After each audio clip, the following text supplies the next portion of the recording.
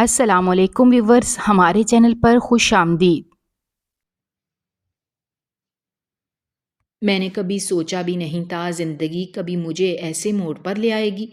میں نے تو ہمیشہ سب کی فکر کی تھی اور وہی کیا تھا جس سے سب کی خوشی ہوتی تھی، لیکن میں نہیں جانتی تھی کہ اتنی قربانیاں دینے کے بعد پھر زندگی مجھے ایسے موڑ پر لے آئے گی جہاں سے نہ تو واپسی کا کوئی راستہ نظر آئے گا اور نہ ہی یہ سمجھ آئے گا کہ آخر یہ سب کچھ میرے ساتھ کیا ہو رہا تھا۔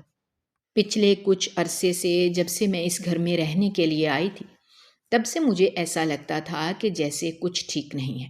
شروع میں تو زندگی بہت اچھی تھی، لیکن گزرتے وقت نے ہر چیز کو بدل دیا تھا۔ جن لوگوں پر مجھے بہت مان تھا، وہ سب لوگ ایسے بدل رہے تھے جیسے کہ میرا ان سے کبھی کوئی ایسا تعلق رہا ہی نہیں تھا۔ مجھے سمجھ نہیں آتا تھا کہ میں کیا کروں۔ دن بدن زندگی مشکل سے مشکل ہوتی جا رہی تھی اور میرے پاس اس مشکل سے نکلنے کا کوئی حل نہیں تھا۔ میں جو بھی کرنے کی کوشش کرتی تھی اس میں ناکام ہوتی تھی۔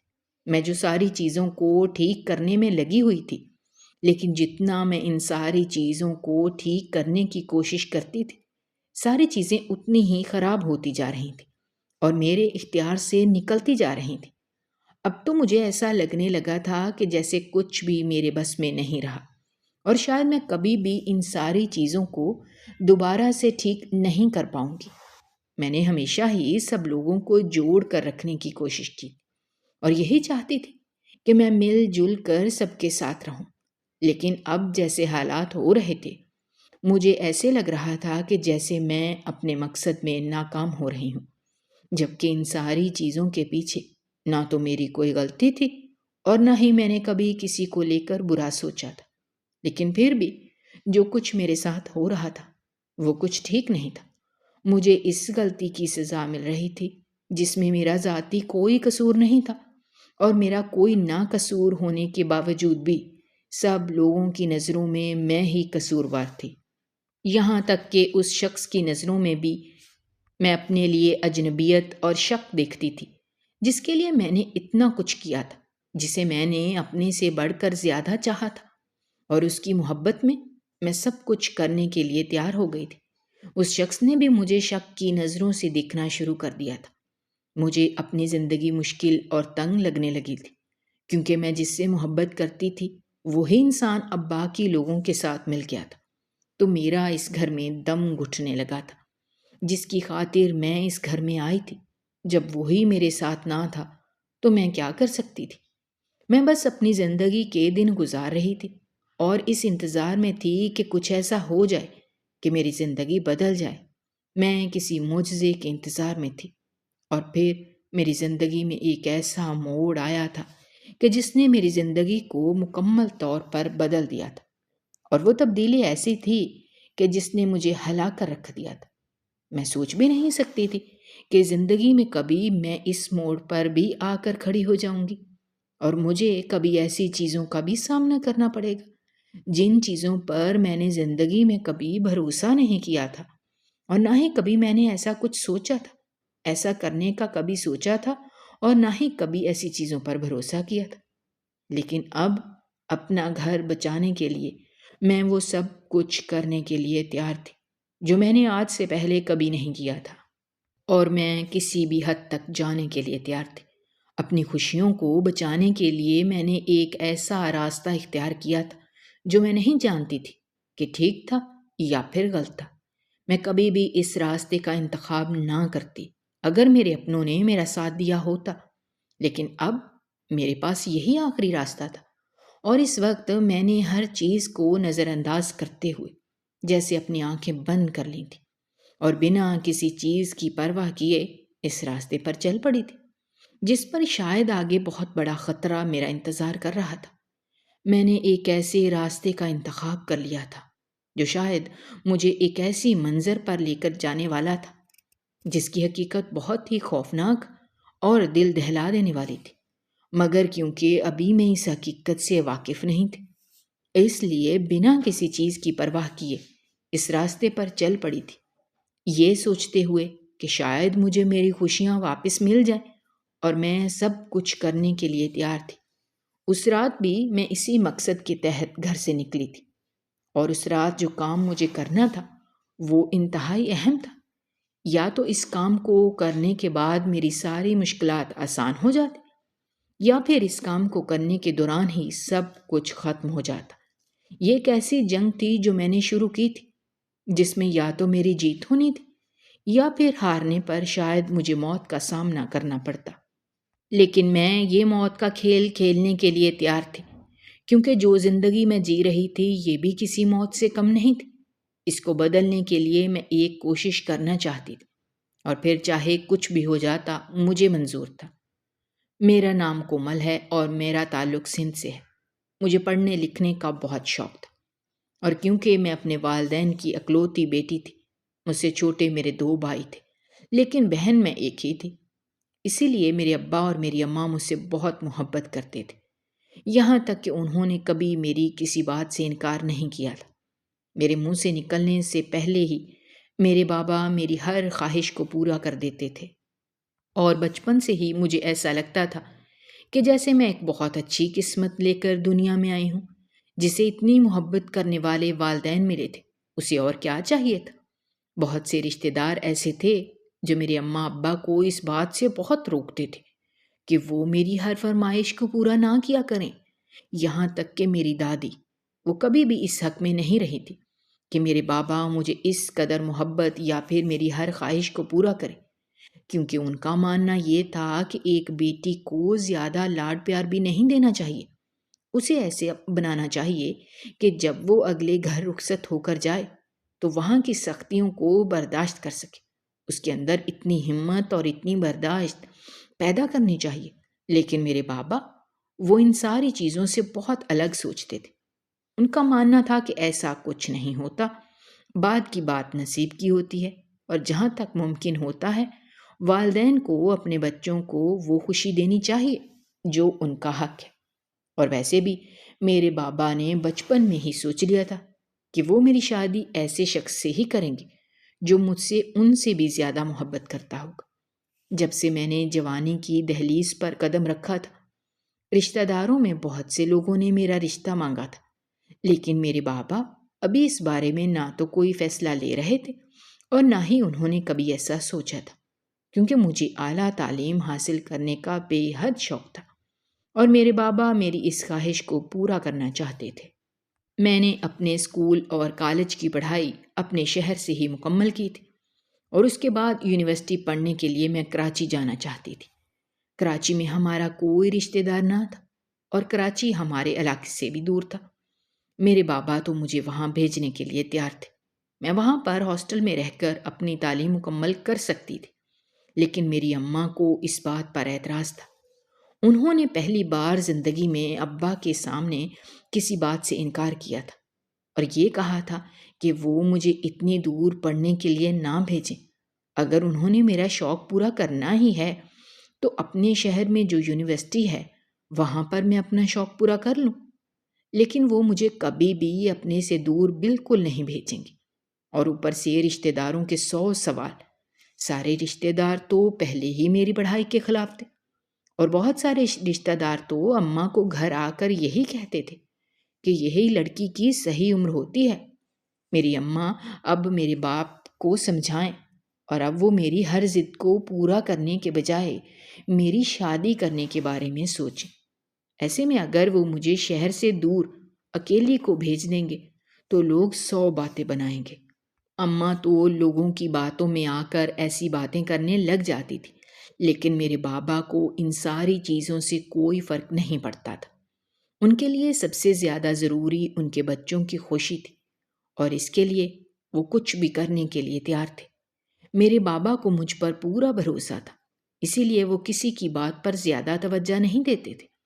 انہوں نے اماں کو بھی یہی سمجھایا، لیکن اماں ماننے کے لیے تیار نہ تھی۔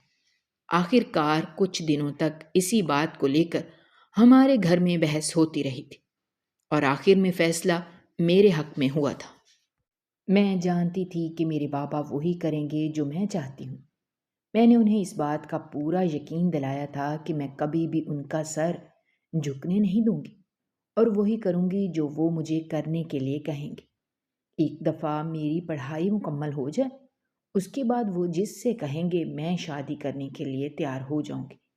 اماں سمجھ چکی تھی کہ اب جب کہ میرے بابا میرے ساتھ ہیں تو ایسے میں وہ کچھ بھی کر لیں، یہ فیصلہ بدلنے والا نہیں تھا۔ اسی لیے انہوں نے بھی اس فیصلے کو تسلیم کر لیا تھا۔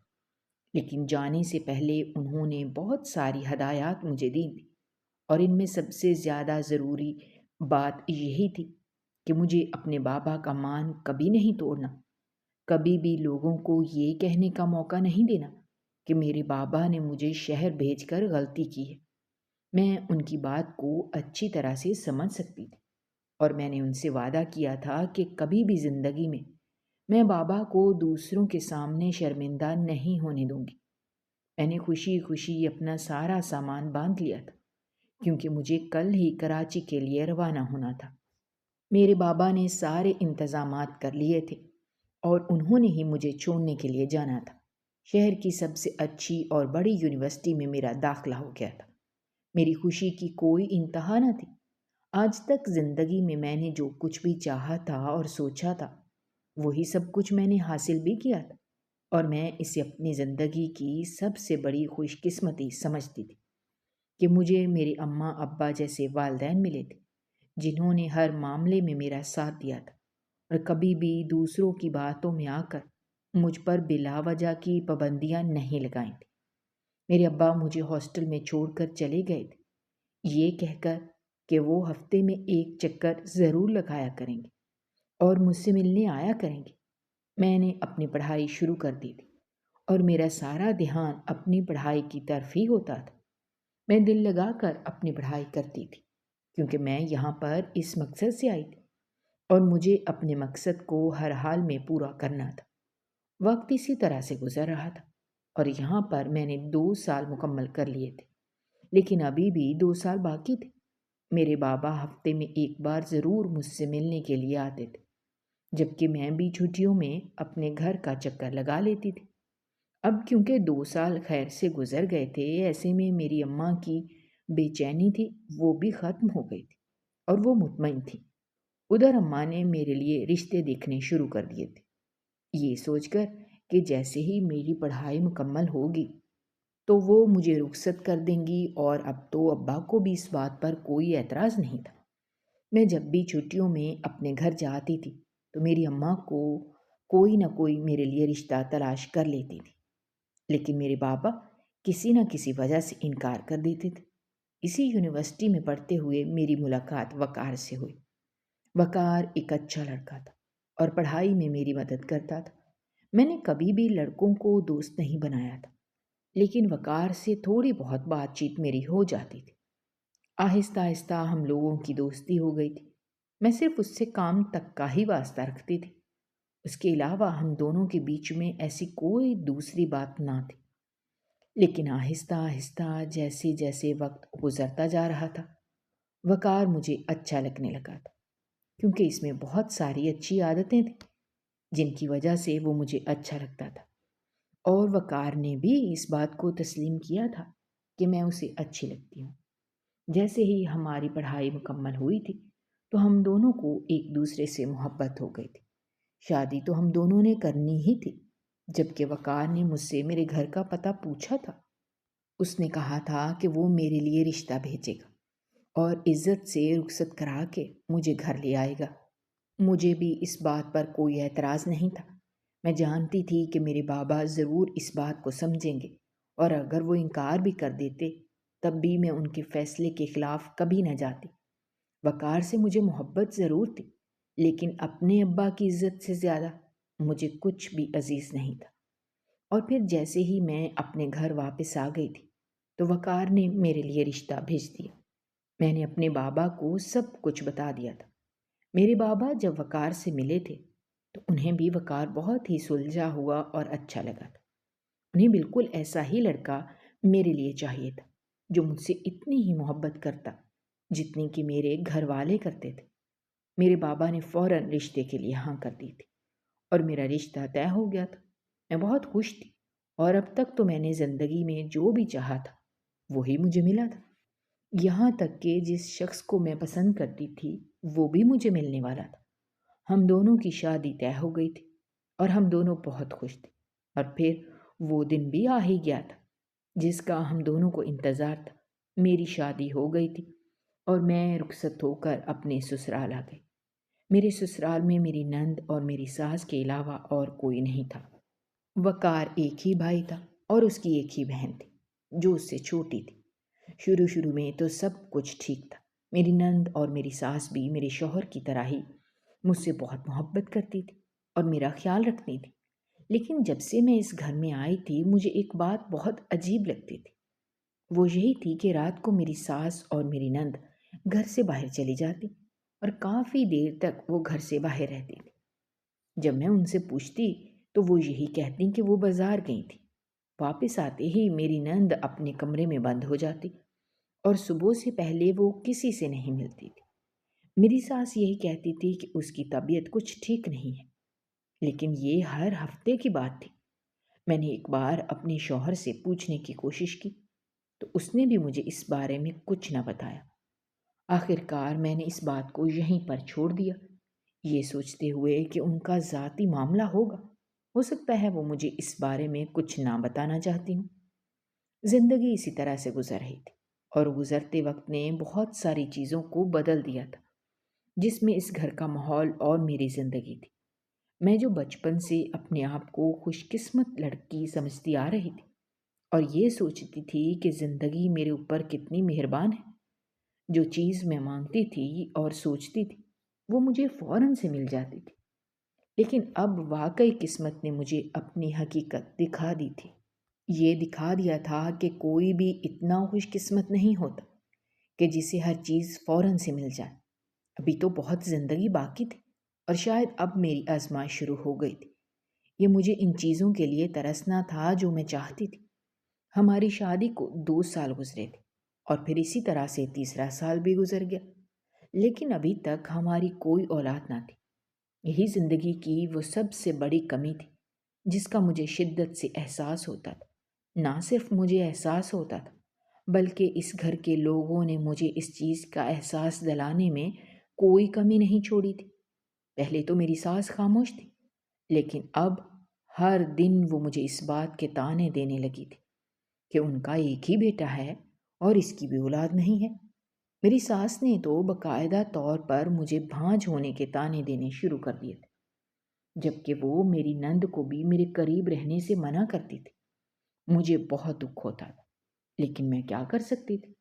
جو بھی ہو رہا تھا اس میں میری کوئی غلطی نہیں تھی، یہ قسمت کے کھیل تھے۔ لیکن اس گھر میں کوئی بھی یہ بات ماننے کے لیے تیار نہ تھا۔ میری ساس اٹھتے بیٹھتے مجھے یہ طعنے دیتی تھی اور یہی کہتی تھی کہ جانے وہ کون سی منحوس گھڑی تھی جب انہوں نے اپنے بیٹے کا رشتہ میرے ساتھ طے کیا تھا۔ وہ کیا جانتی تھی کہ میں جو اتنی خوبصورت نظر آنے والی لڑکی ہوں انہیں زندگی کی اتنی بڑی خوشی سے محروم رکھوں گی؟ کیا فائدہ تھا میری خوبصورتی کا، میرے اچھے گھرانے سے تعلق رکھنے کا، میرے اتنے پڑھے لکھے ہونے کا، جب میں ان کی خواہش کو ہی پورا نہیں کر سکتی تھی؟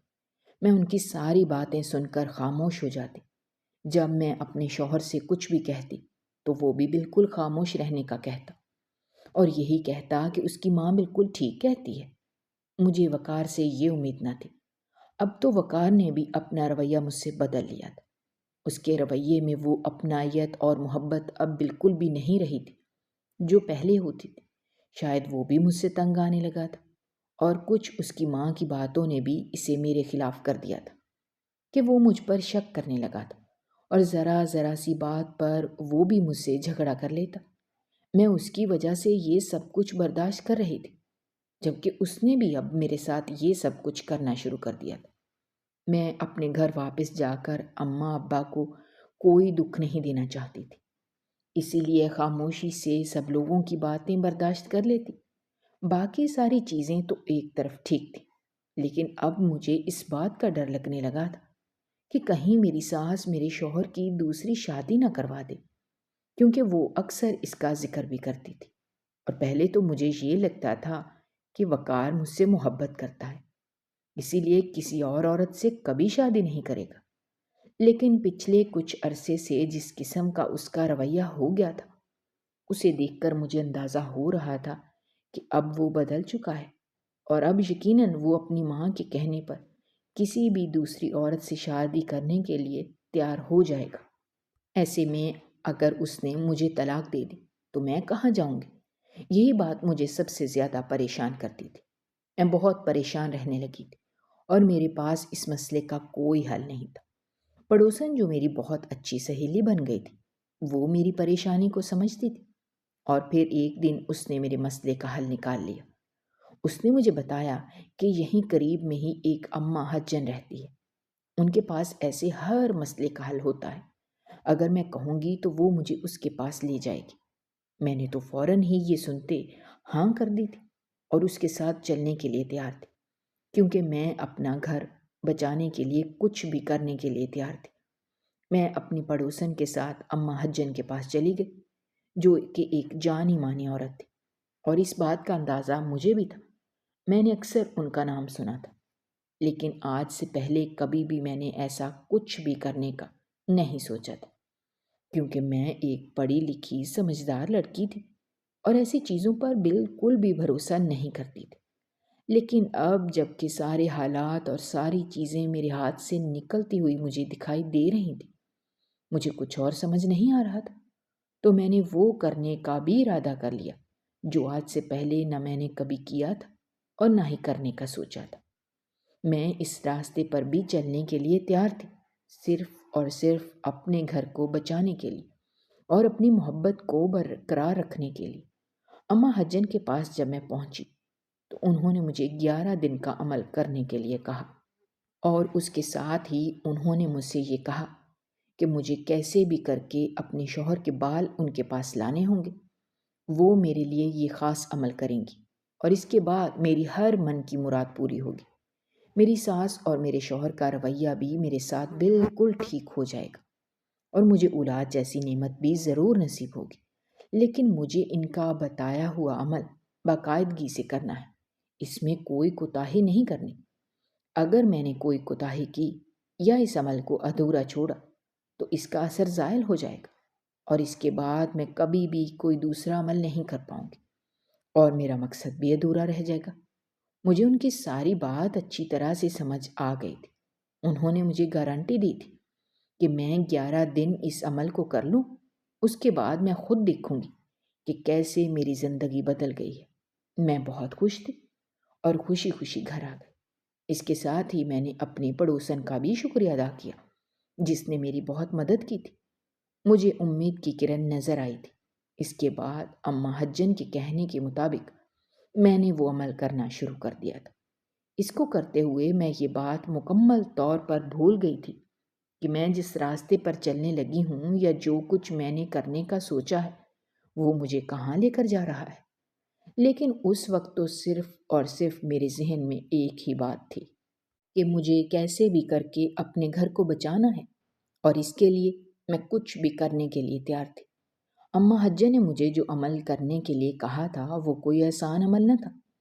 مجھے ہر روز قبرستان میں جا کر عمل کرنا تھا، اور پھر رات کے پچھلے پہر وہ بھی بنا کسی کو بتائے میں خاموشی سے گھر سے نکلتی تھی اور رات کے اندھیرے میں قبرستان میں جا کر وہ عمل کرتی تھی۔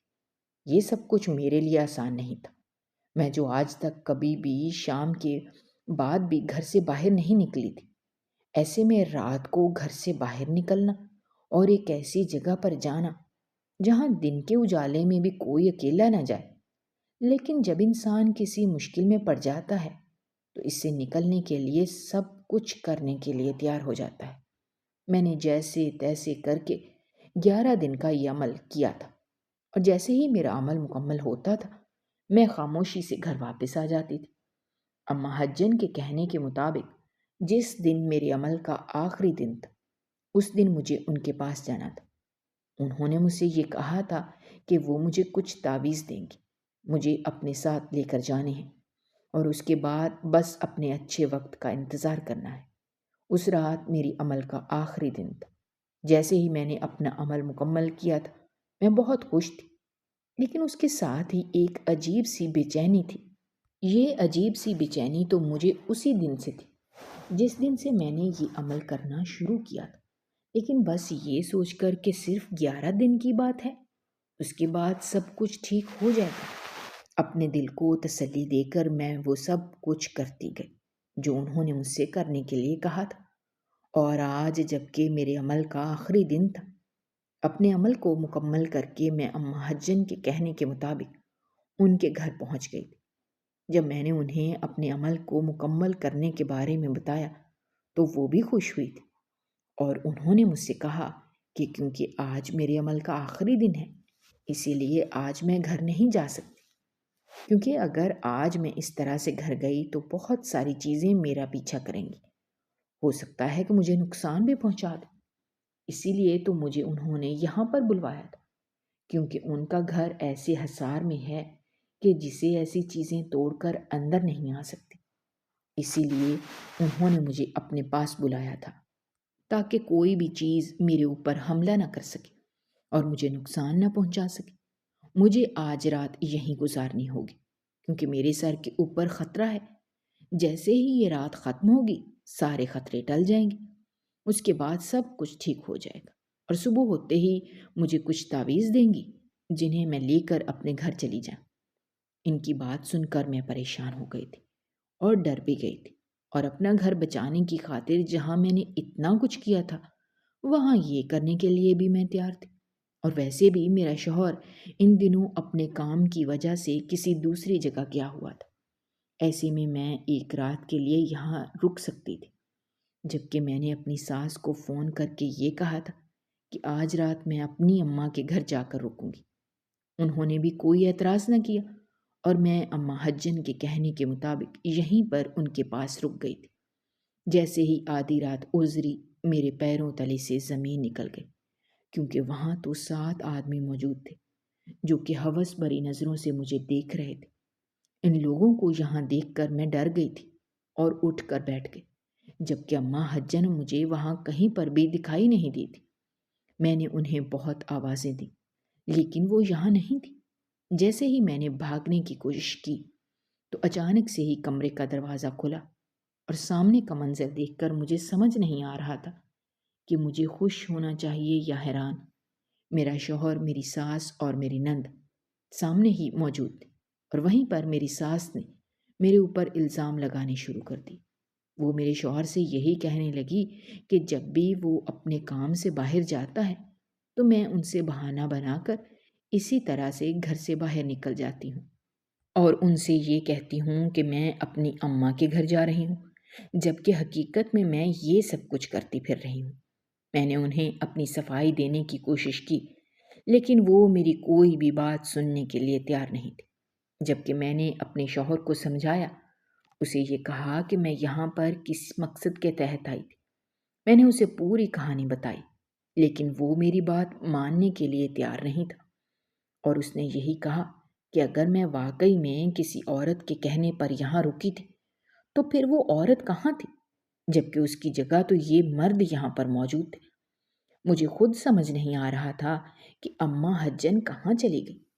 میں نے اپنے شوہر کو یقین دلانے کے لیے اسے اپنے ساتھ لیا، ادھر اپنے پڑوسن کو بلایا تھا تاکہ وہ میرے حق میں گواہی دے سکے کہ وہ مجھے اپنے ساتھ وہاں لے کر گئی تھی۔ جبکہ میری پڑوسن نے آ کر جو کچھ کہا تھا اسے سن کر میرے پیروں کے نیچے سے زمین نکل گئی، وہ صاف مکر گئی۔ اس نے یہی کہا کہ وہ تو مجھے کبھی بھی کسی عورت کے پاس اپنے ساتھ نہیں لے کر گئی، میں جھوٹ بول رہی ہوں۔ مجھے سمجھ نہیں آ رہا تھا کہ وہ ایسے کیوں کر رہی ہے۔ میرے شوہر نے یہ بات سنتے ہی مجھے گھر سے نکال دیا اور میں اپنے گھر واپس آ گئی تھی۔ سمجھ نہیں آ رہا تھا کہ یہ سب کچھ کیوں ہوا۔ میں ہر وقت اپنے کمرے میں موجود رہتی تھی، نہ کسی سے بات کرتی تھی اور نہ ہی کسی سے ملتی تھی جب مجھے پتہ چلا کہ میں حاملہ ہوں۔ لیکن اب خوشی سے زیادہ مجھے پریشانی تھی کہ میرا شوہر کبھی بھی اس بچے کو قبول نہیں کرے گا، کیونکہ جو الزام میرے سسرال والوں نے مجھ پر لگایا تھا وہ بہت بڑا تھا، اور اس نے ابھی اس بات پر یقین کر لیا تھا، اسی لیے اسے بات کرنے کا کوئی فائدہ نہیں تھا۔ میں اپنے گھر میں ہی رہنے لگی تھی۔ اس بات کو تقریباً 2 مہینے گزر گئے جب ایک دن میں حیران رہ گئی کہ میرا شوہر مجھ سے ملنے کے لیے آیا مجھے یہی کہنے لگا کہ شاید وہ مجھے طلاق دینے کے لیے آیا ہوگا، لیکن اس نے آتے ہی مجھ سے معافی مانگی، اور جو باتیں اس نے مجھے بتائیں میں سن کر حیران رہ گئی۔ اس نے مجھے بتایا کہ اسے ساری حقیقت معلوم ہو گئی ہے۔ ایک دن اسی طرح سے وہ اپنے کام سے جلدی گھر واپس چلا گیا، جب اسے اپنی ماں کی اور اپنی بہن کی ساری اصلیت معلوم ہو گئی۔ اس کی ماں اور اس کی بہن نے ہی یہ سب کچھ کیا تھا۔ انہوں نے پڑوسن کے ساتھ مل کر مجھے بے وقوف بنایا تھا، جبکہ ہمارے ہاں اولاد نہ ہونے کی وجہ بھی وہی تھی۔ میری نند اور ساس پہلے دن سے ہی اس رشتے پر خوش نہیں تھی۔ میری ساس اپنے بیٹے کی شادی اپنی ایک سہیلی کی بیٹی سے کرنا چاہتی تھی، اور انہی کے بیٹے سے اپنی بیٹی کی شادی کرنا چاہتی تھی، لیکن وقار نے مجھے پسند کیا تھا، اور وہ ان کا اکلوتا بیٹا تھا، اور کیونکہ مجھ میں کوئی برائی بھی نہیں تھی، اس لیے وہ اس کی پسند کو انکار کر کے اس کی نظروں میں برا نہیں بننا چاہتی تھی، اسی لیے وہ شادی کے لیے مان گئی تھی۔ لیکن انہوں نے مجھے گھر سے نکالنے کا دوسرا طریقہ ڈھونڈا تھا۔ وہ میرے کھانے میں ایسی دوا ملاتی تھی جس سے ہمارے ہاں اولاد نہیں ہو رہی تھی، اور اسی وجہ سے وہ میرے شوہر کو دوسری شادی پر مجبور کرتی تھی۔ لیکن میرا شوہر پھر بھی دوسری شادی کرنے کے لیے تیار نہیں تھا۔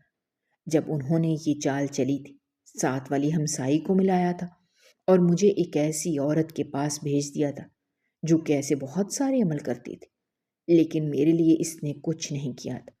مجھے صرف اس نے بے وقوف بنایا تھا۔ حقیقت میں وہ دونوں مجھے میرے شوہر کی نظروں میں برا ثابت کرنا چاہتی تھی، تاکہ وہ مجھے گھر سے خود ہی نکال دے اور ان کے کہنے پر اسی لڑکی سے شادی کر لے جس سے وہ اس کی شادی کروانا چاہتی تھی۔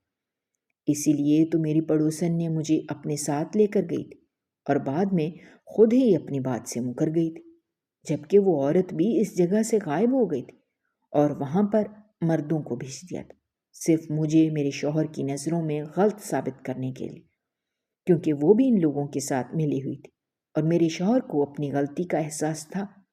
میں نے اسے معاف کر دیا تھا، جبکہ اسے اپنی ماں کی اور بہن کی ساری کارستانی سمجھ آ گئی تھی، اسی لیے وہ اپنا گھر چھوڑ کر آ گیا تھا، اور اب سے اس نے مجھ سے وعدہ کیا تھا کہ وہ کبھی مجھ پر شک نہیں کرے گا، اور ہم لوگ ایک اچھی اور خوبصورت زندگی گزاریں گے۔ میں نے اس سے محبت کی تھی، اسی لیے میں نے اس کی غلطی کو معاف کر دیا تھا۔ ہم لوگوں نے اسی گھر میں رہنا شروع کر دیا تھا۔ جب کچھ دنوں بعد میری ساس اور میری نند بھی ہم سے ملنے آئی تھی، اور ان دونوں نے مجھ سے اپنے کیے کی معافی مانگی تھی۔ میں اپنے شوہر کی خاطر میں نے ان دونوں کو معاف کر دیا تھا، اور اپنے شوہر سے بھی یہی کہا تھا کہ وہ ان دونوں کو معاف کر دے۔ غلطی انسانوں سے ہی ہوتی ہے، اور انہیں اپنی غلطی کا احساس تھا۔ ہم دونوں اپنے گھر واپس آ گئے تھے، جبکہ میری نند کا رشتہ بھی ایک اچھی جگہ ہو گیا تھا، جبکہ ہمارے ہاں بھی اولاد ہو گئی تھی، جو کہ کسی پیر یا کسی عمل کی وجہ سے نہیں ہوئی تھی، بلکہ وہ اللہ کی دین تھی، اور اسی لیے اللہ سے ہی مانگنی چاہیے۔ اور اب ہم لوگ ہنسی خوشی زندگی گزارنے لگے تھے۔ اگر آپ کو ہماری کہانیاں پسند آ رہی ہیں تو ہمارے چینل کو سبسکرائب کیجیے، ویڈیوز پر کمنٹ کیجیے اور شیئر کیجیے۔ شکریہ۔